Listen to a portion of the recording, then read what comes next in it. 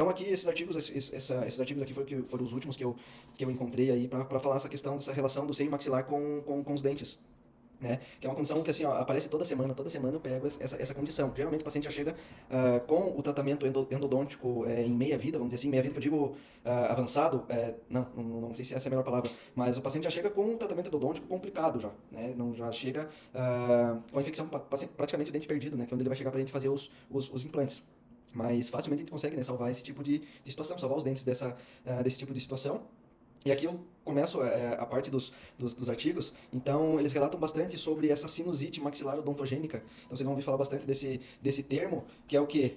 É descrita como uma causa comum da sinusite odontogênica bacteriana, né, e tem como importância a colaboração entre o otorrino e o dentista no diagnóstico. Então, às vezes, o paciente pode vir de um otorrino, ou às vezes você pode encaminhar o paciente para um otorrino. Na maioria das vezes que eu observo esse tipo de situação, o dentista ele já consegue resolver o dentista mesmo ele já consegue resolver porque é de origem odontogênica. E aí vocês vão ver que um diagnóstico diferencial de uma sinusite para uma infecção de origem dentária é quando essa infecção é unilateral e o paciente apresenta alguma lesão cariosa ou apresenta alguma fratura radicular, né, ou apresenta um tratamento de canal insatisfatório e ele apresenta essa dor unilateral, vocês vão perceber que geralmente é a origem dentária, então a gente consegue fazer essa diferenciação. Agora o paciente está com sintomatologia nos dois lados, provavelmente pode ser uma sinusite. Você já investigou os exames de imagem, já investigou clinicamente, viu que não tem um motivo dentário, aí é onde você vai encaminhar pro médico, pro otorrino, né, para ele fazer os devidos tratamentos. Então provavelmente ele vai abordar através do ósteo, que fica mais ou menos na cavidade nasal média aqui, ele vai colocar uma câmera e vai olhar se a irritação pode ser um cisto de origem ali da própria membrana e não de origem dentária. Então, essa comunicação, e eu notei nos artigos, na revisão que eu fui fazendo, essa multidisciplinaridade aqui que é importante a gente conhecer para saber quando que eu vou tratar o paciente e quando é que eu vou encaminhar, né? Então aqui já fica uma dica. Então o objetivo desse trabalho foi realizar uma revisão multidisciplinar da literatura, tá? Para destacar as características clínicas e microbiológicas, né, das sinusites e identificar as modalidades diagnósticas mais eficientes para a doença endodôntica. Então foi uma revisão abrangente da literatura médica e odontológica, né? Então, tanto é que essa revista aqui é uma revista de medicina, né? Então, e foi realizada tanto por rinologistas, né, quanto endodontistas e especialistas em doenças infecciosas, bucomaxila, etc. Né? Então, a coleta e cálculo de frequências de características clínicas e microbiológicas dos estudos, né, foi coletado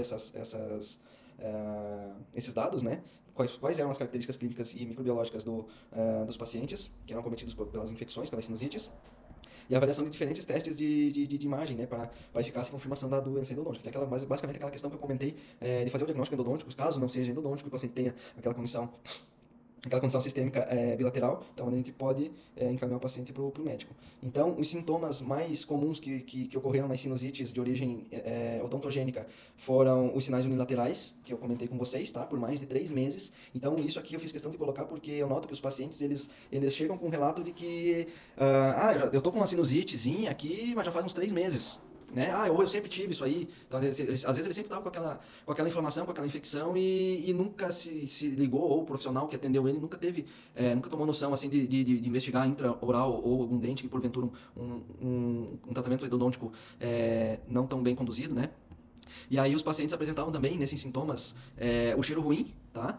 E as culturas, né, as culturas específicas, que é aquela questão, é o SWAB, eu não lembro o nome daquele cotonete lá. As culturas, elas apresentavam, né, que o paciente tinha a presença de bactéria ali, tá? O cheiro ruim, então alguns dos sinais e sintomas desse tipo, de casos mais avançados, né? O teste térmico, daí isso aí fica mais a critério de vocês, né? Essa questão de teste térmico. Tá? A tomografia, que hoje está muito fácil, né, pra gente conseguir, principalmente com urgência, né? Então, elas foram utilizadas como os métodos de diagnóstico. Então, teste térmico, tomografia, né, raio-x periapical, entre outros exames, né, os exames de culturas, né? Tá? Então, alguns dos sinais e sintomas que o paciente pode apresentar. Aqui, ó, então a imagem de uma tomografia mostrando que um espessamento periodontal nessa região aqui, e nesse caso, o velamento total do seio maxilar. Tá?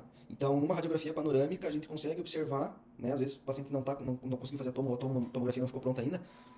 Se conseguir uma panorâmica, a gente já consegue ver o velamento do seio, a gente já consegue ver se o que tem alguma alteração a nível de coroa ou a nível periodontal, ou em alguns casos pode ter alteração endopério, né?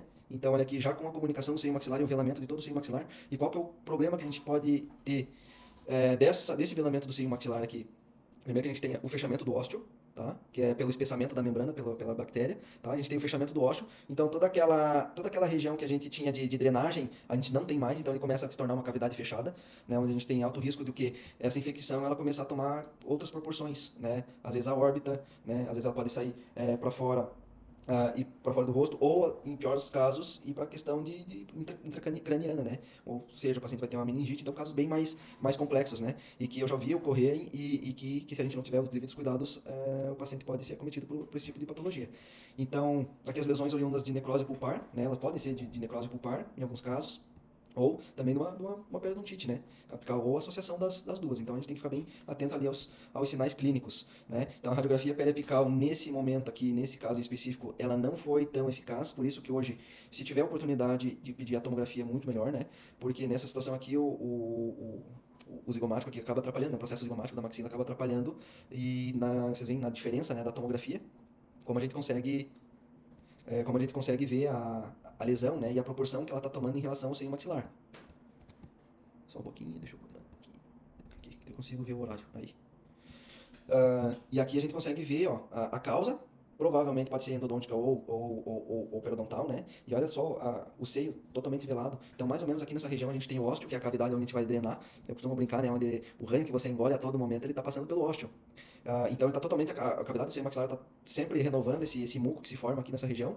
E se a gente tem o fechamento do ósseo nessa região, na cavidade nasal média, o paciente vai começar a apresentar esses sinais de sinusite. E aí é onde a gente vai o quê? Observar se é de origem dentária ou não. Na maioria das vezes é de origem dentária, tá? A maioria das vezes é de origem dentária. Sempre vai ter alguma coisa ali de origem dentária que o paciente vai tá sentindo.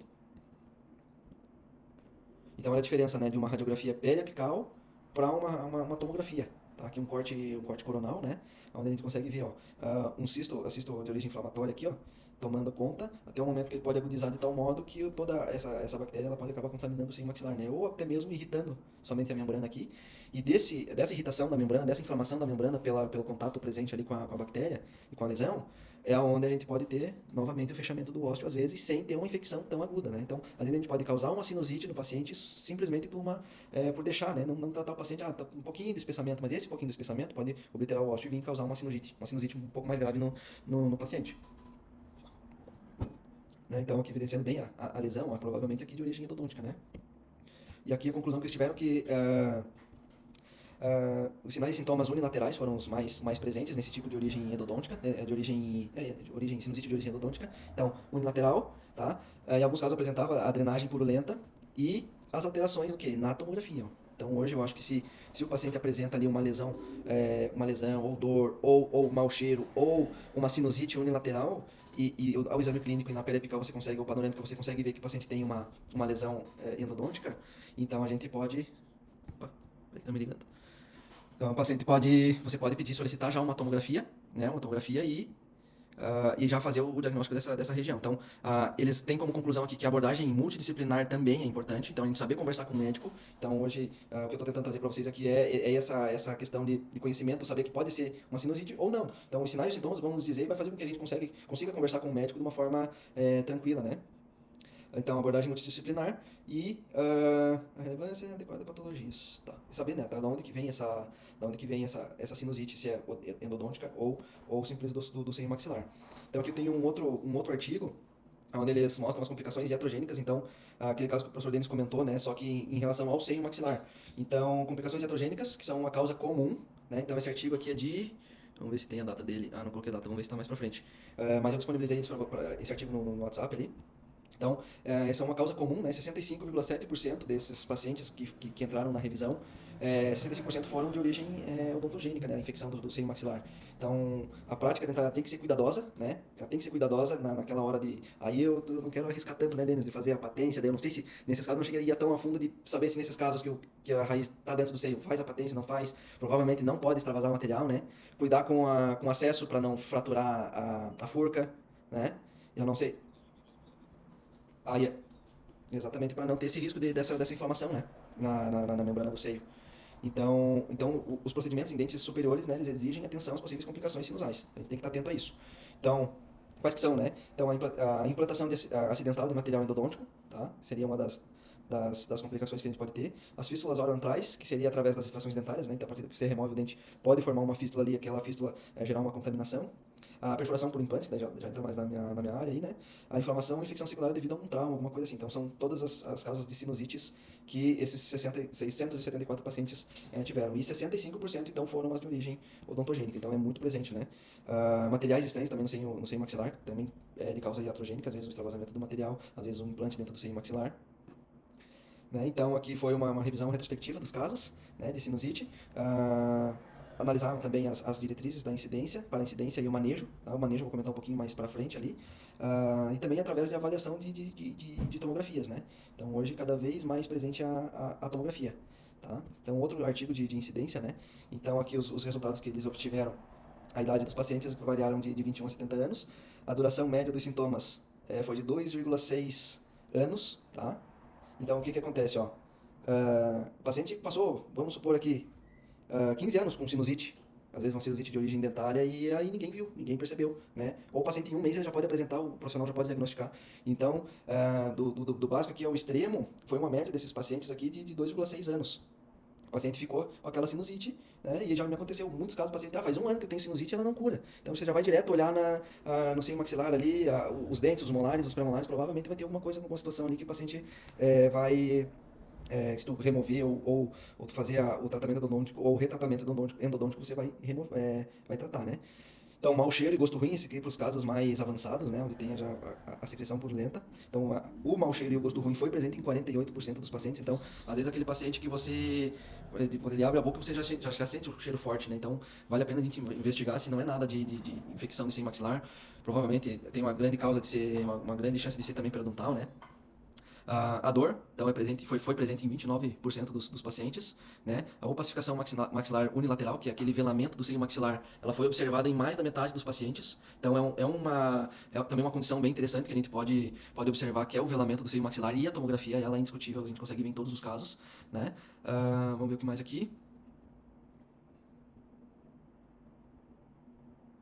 Então, assim, ó, corroborando ainda mais com o que a gente vem falando da tomografia, ó, tá? Então, a tomografia, ela identificou com certeza, ó. Então, tá com dúvida, só tem uma periapical ou tem uma panorâmica, tá com dúvida, não tem por que não pedir uma tomografia. Então, esse artigo deixa isso bem evidente, né? Então, uma patologia dental pode causar a sinusite, tá? Houve uma falha na detecção por radiografias, porém, as tomografias, elas se tornaram, a gente consegue observar melhor esse tipo de patologia, tá? Os sintomas como dor e odor nasal foi observado em 50% dos casos, tá? Então o paciente pode ter infecção, porém, mas não tem o odor, né? Ou o paciente chegou já tem odor, então ligar um sinal de alerta, tá? A persistência dos sintomas por anos, então já vi paciente me relatar isso aqui, então é extremamente verdade, né? Então isso tudo nos gera um alto grau de suspeita, né? De ser de origem odontogênica, todos esses sinais, esses sintomas que eu estou relatando para vocês, tá? Então, unilateral, mau cheiro, olhou na tomografia, tem o espessamento da membrana, então tudo isso faz com que a gente observe. Eu quero ver se eu consigo aí demonstrar nos casos clínicos para vocês todas essas questões, tá? Por isso que eu vou dar uma aceleradinha aqui para a gente cumprir no tempo. Então, aqui um outro estudo agora na área da bucomaxila, ó, foi 121 casos de sinusite maxilar de origem odontogênica, tá? Foi de origem dentária, né, que afetaram os seios maxilares, tá? Então, infecções endodônticas, cisto periapicais, que já vai entrar na outra parte da aula, que eu não sei se vai dar tempo hoje, mas a gente pode combinar no segundo momento, né? De fazer o tratamento também desses cistos, se a endo não conseguiu regredir o suficiente, fazer a cirurgia para endodôntica, tá?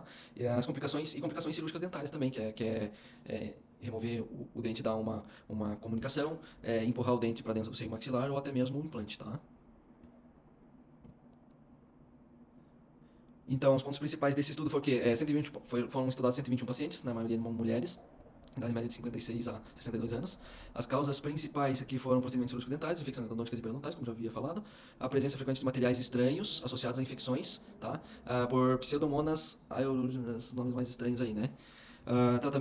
O tratamento foi através da cirurgia transoral, né, ou o uso de antibióticos que obtiveram uma alta taxa de sucesso. Então, basicamente, a gente vai ver que é a remoção da causa, né? Então, teve um caso até hoje que eu fiz a bichectomia, fiz a janela do levantamento de seio, só que nesse caso eu não fiz foto, mas fiz a janela do levantamento de seio maxilar, fiz o afastamento da membrana para fazer a bichectomia, para daí fechar toda a região. Então, em vez de eu fazer o levantamento de seio maxilar para um enxerto ósseo com implante, eu fiz para a bichectomia. Então, eu não encontrei nada na literatura referente a isso, porém, na hora ali eu vi que era possível, né? E aí o paciente tá em acompanhamento e a princípio está sem sintomatologia nenhuma. Então, essa que é a importância de a gente associar as áreas, né? Então, aqui nesse artigo ele ainda demonstra que o Streptococcus aqui é a espécie que é mais proeminente nesse tipo de infecção, tá? E aí, esse outro artigo que eu trago aqui, só vou passar um pouquinho para frente só para mostrar. Esse artigo que eu achei aqui foi mostrando que os de origem, os do grupo de penicilina e os beta-lactâmicos, que são aqueles com ácido clavulânico, são os que melhor fazem o tratamento para esse tipo de bactéria. Tá? Então lembra lá no início que eu falei, tá em dúvida no qual medicamento administrar, a chance de ser Streptococcus é muito grande, de acordo com os trabalhos. Então, sendo que a literatura demonstra que para combater esse tipo de bactéria são os de origem de penicilina e do grupo de penicilina e os beta-lactâmicos, então a gente pode já associar um antibiótico, uma amoxicilina com clavulanato, né? Então aqui mostrando a importância da abordagem multidisciplinar, né? Então no diagnóstico e no tratamento, a identificação precoce odontogênica para evitar complicações futuras, não fazer com que o paciente fique nos 15 anos, né, com uma patologia ali, sempre aquilo se renovando e bactéria, e aí aquele muco que você está produzindo, que era para ser de uma forma natural, acaba que você ingere todo esse muco através do ósseo, né, então você pode ter complicações sistêmicas às vezes, sem nem ter noção de que isso está vindo dos dentes, né. Então o tratamento foi eficaz com a cirurgia e os antibióticos, ou o tratamento endodôntico também, ele também entra nessa questão, né. Vamos ver aqui. E aí a gestão atenta para complicações iatrogênicas, né? Então, tá trabalhando nessa região de seio maxilar, já tem que ter o pé atrás, né? E cuidar. Então, aqui o artigo mostrando que a penicilina, né, e os beta-lactâmicos são eficazes para esse tipo de Streptococcus, que é o que a gente tem maioria nessas condições, tá? Aqui eu tenho mais um artigo também que ele relata sobre a sinusite odontogênica, né? Então, nesse caso aqui, 10 a 12% dos casos foram de origem odontogênica, tá? Que incluíam infecções dentárias, né? Cirurgias dentovelares e resistência ao tratamento convencional. Esse aqui é uma revista de otorrino. Então, o que pode acontecer em muitos casos, eu já ouvi relatos de otorrino, ou o próprio paciente, eu já fui no otorrino para tratar minha sinusite e, não cura. Eu vou lá, tomo um medicamento, ele passa, melhora 1, 2 semanas e volta. Então isso é um sinal de que pode ser de origem dentária. E às vezes o próprio otorrino ele não encaminha para o dentista para verificar essa situação, né? Então o contato multidisciplinar ali é muito, muito importante, né? O exame clínico, como eu já comentei bastante sobre o exame clínico. Ah, as radiografias, né? Tomografias, também já comentou, tá? Que a gente já veio das causas também, então tudo meio que se corrobora tudo para um sentido só, né?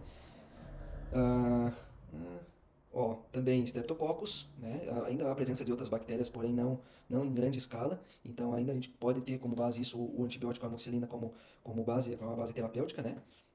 Então o tratamento padrão envolveu de 3 a 4 semanas de antibiótico, né? E para a resolução completa do caso, né? Eu noto isso muito mais rápido, tá? O tratamento, a partir do momento que você remove a causa ali, o tratamento geralmente ele já se dá até nos 5 a 7 dias, né? Quando o paciente volta para o retorno, geralmente ele já está bem. Mesmo nos casos onde eu faço um implante, às vezes em área contaminada, sem maxilar, tá? Eu sei que o paciente já tem aquela infecção, que é origem dentária, o dente está condenado, então eu já faço a remoção, faço a descontaminação do alvéolo, já faço a colocação do implante, o paciente já volta na outra semana sem sinal de sinusite, né? E até a membrana, se tu faz uma tomografia pré e pós, tu já consegue observar que a membrana também ela já diminui o tamanho. Tá? Então aqui ó, é muito comum, né, a pneumatização do seio maxilar nessa região, tá? E isso, eu não tenho artigo para comprovar isso, mas eu noto que pela densidade óssea, tá? E pela característica de respiração do paciente. Por exemplo, assim, o paciente tem uma cortical fina e tem um osso mais fraco, ele tende muito mais a pneumatizar aquela região do seio maxilar do que um paciente que tem uma cortical mais espessa, tá? Então isso que eu tenho notado ultimamente, e aí isso vai favorecer as complicações, né? Então é onde entra o nosso alerta para tudo aquilo que a gente vem conversando em relação ao seio maxilar. E aqui ele está mostrando, né, o extravasamento de material, aonde gerou essa sinusite e aonde o paciente fez a remoção do dente ali para a cura da sinusite. Agora não dá para ver que isso é uma perfuração, né, da furca ou o que é. Então, a pneumatização do seio maxilar, ela pode ser identificada na radiografia, então a gente já tem que ter, já tem que ficar atento, né? E essas raízes automaticamente elas ficam próximas ao seio maxilar, tá? Tem que cuidar com as extrações também, né? Não só com o tratamento endodôntico. A fina camada de osso alveolar, tá? Entre o dente e o seio maxilar, isso aqui a gente consegue observar melhor nas tomografias, tá? Que é entre as raízes, a gente vê que tem a pneumatização do seio maxilar. Então, entre as raízes, o paciente não tem nada de osso, né? É uma outra condição que pode acontecer. Então, ficar atento também às fístulas, né? Essas fístulas podem vir gerar uma contaminação no seio maxilar. Então a gente tem que ter esse cuidado também, tá? Aquela questão de exame clínico, né? E às vezes de uma fístula, ó, ela pode sair para vestibular, então aqui é uma tomografia, né? Ela pode sair para vestibular e pode também vir para o seio maxilar. Então aqui fica legal da gente observar e definir o diagnóstico, definir e ter o diagnóstico definitivo, que é o que? O espessamento só dessa região onde você tem a fístula. Eu não sei se vocês vão conseguir perceber. Aqui é um corte coronal de uma tomografia médica, mas você consegue observar o que é a fístula, tá? A mesma flechinha aqui é a mesma dessa aqui, ó, tá? Que traz desse artigo aqui. Então a mesma flechinha que a gente tem aqui é aqui. Então vê que tem a inflamação da membrana Schneider, tá? E ela é estritamente relacionada ao dente, ó. E não ao seio, e o outro lado, tu vê que ele tá normal, ó. Tá? E a outra região do seio maxilar também. E aqui a gente vê a região do ósseo, ó. Tá? Mais ou menos nessa região aqui, ó, na região mais superior, a gente tem o ósseo. Então, às vezes, essa inflamação aqui, dependendo a gravidade dela, ela pode obliterar o ósseo e o paciente ter uma complicação mais grave, tá? Então, acho que aqui, essa imagem aqui ficou nítido, né? De definir, identificar quanto que é uma lesão de origem dentária ou uma sinusite qualquer que o paciente tem. Então, aqui o resumo e a aplicabilidade clínica, então, sempre considerar as causas odontogênicas, né? Isso aqui é uma revista médica, né? Então é como se fossem os otorrinos estivessem estudando isso, né? Então, considerar as causas odontogênicas em sinusite maxilar, tá? Analisar os históricos de problemas dentais e cirurgias relevantes realizadas nessa região também, tá? Se o paciente já apresentou resistência ao tratamento para sinusite, o tratamento convencional para sinusite, você também pode suspeitar de origem endodôntica, né? Corpos estranhos, que a gente já falou, né? A flora mista, que é aquela questão, porém, as bactérias que se destacam são os streptococcus, né? Anaeróbicos, então que a gente pode, às vezes, se vê que não está regredindo, a gente pode fazer a utilização de antibiótico do metronidazol, né? Ó, existem antibióticos de amplo espectro, né? No caso da amoxicilina com clavulanato, tá? E é isso realmente que os otorrinos eles prescrevem, tá? O paciente às vezes já chega no consultório tomando, tô tomando amoxicilina com clavulanato, tá? Então, você já sabe que ele passou no otorrino, o otorrino está só tentando tratar, mas a origem é endodôntica. Então, a remoção cirúrgica, né, das causas para aliviar os sintomas. E aí, basicamente, acho que é isso aí. Abordagem multidisciplinar. Então, a gente vê que, se a gente fosse fazer um compilado de todos esses artigos aqui, a gente vê que eles têm basicamente a mesma ideia que é isso que a gente vem conversando, né? Aqui, falando em respeito ao manejo, tá? O manejo dos tratamentos, tá? Que vai cair mais ou menos, basicamente, no que a gente já conversou também, tá? Fazer o tratamento das lesões periapicais, né? Ó. Então, às vezes, a gente pode, né, ter a necessidade de realizar as apsectomias, caso a gente venha manter o dente, ou até mesmo a extração, caso o dente esteja condenado, né? Então, o antibiótico não funciona sozinho, eles deixam bem claro nesse artigo, ó, o antibiótico não funciona sozinho, então tem que intervir, né? Ó, mais uma vez, tomada de decisão compartilhada, né? Ó, pode ver que não tem estudos que relatam que só o antibiótico sozinho ele consegue fazer o tratamento. E isso a gente percebe na prática também, né? O paciente, como eu comentei, ele chega do otorrino, já fez uma vez tratamento, duas vezes tratamento, o paciente já está 30, 40 dias com antibiótico e nada de resolver. Então tu vai lá e resolve num tratamento endodôntico, numa exodontite, tu consegue resolver a sinusite do paciente, né?